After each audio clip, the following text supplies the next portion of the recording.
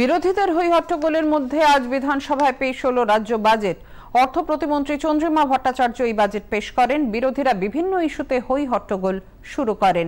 এবারের বাজেটে রাজ্য সরকারি কর্মীদের 4% হারে মহার্ঘ ভাতা বৃদ্ধির কথা ঘোষণা করা হলেও তা এই মুহূর্তে কার্যকরী হচ্ছে না বলে জানানো হয়েছে।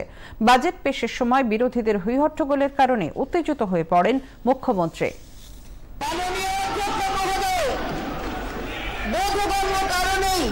কোভিড পরবর্তীকালে প্রাথমিকভাবে রাজস্ব আদায়ে কিছু মন্দা ছিল, কিন্তু রাজ্য সরকারের সর্বাত্মক প্রচেষ্টায় গত কয়েক বছর ধরে রাজস্ব ধারাবাহিকভাবে বেড়ে চলেছে।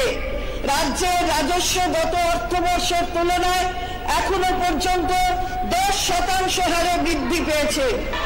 বিভিন্ন গুরুত্বপূর্ণ গ্রাম উন্নয়ন প্রকল্প যেমন মানরেগা, প্রধানমন্ত্রী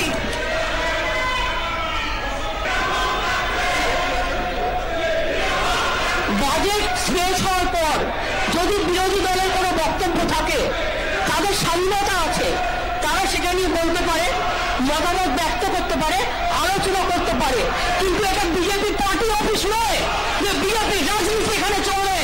মানুষের জানবার অধিকার আছে, আমরা কি কাজ করছি, মানুষের জানবার অধিকার আছে, অর্থনৈতিক পরিস্থিতি কি আছে